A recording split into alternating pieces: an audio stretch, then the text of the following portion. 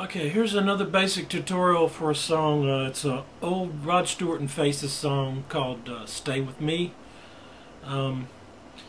Again, there is a tuning, but there's multiple guitar players in this the studio version of this song, but you can get away with it.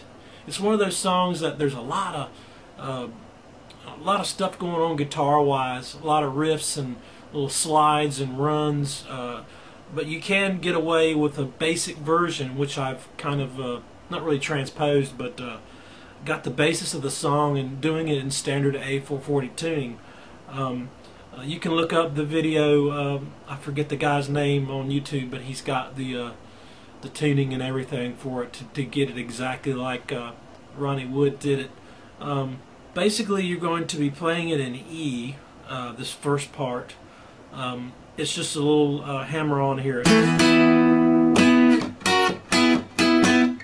you kind of split up your fingers to go from a chord to a riff type thing. So you're just hammering on, and you just bring it up here two frets, and then back down 2 frets, and then come down to a D. Same thing, and then you gotta go to an A, blues,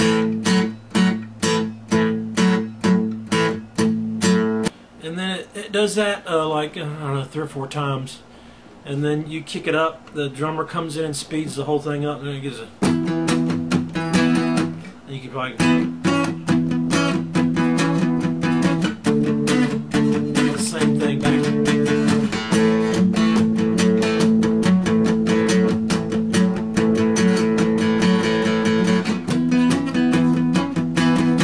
What I do when I'm playing, since I usually have another guitar player with me, since I'm mainly a chord and riff guy, I'll just go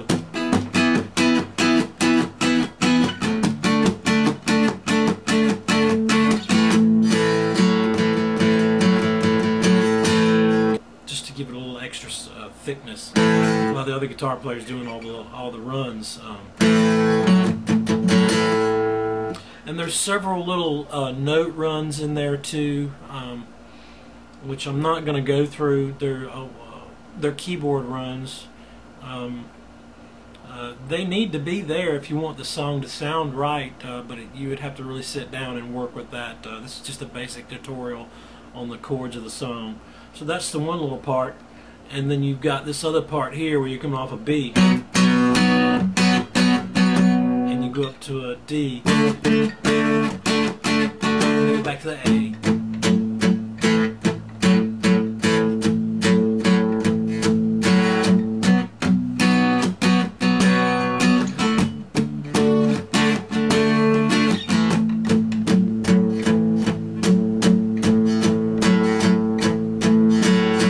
That's pretty much the entire song. Just those 2 chord structures is all you have to do the whole song.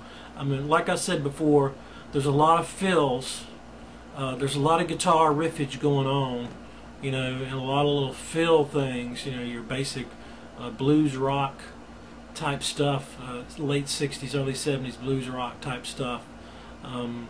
That's why you kind of need 2 guitar players to really make this song sound full.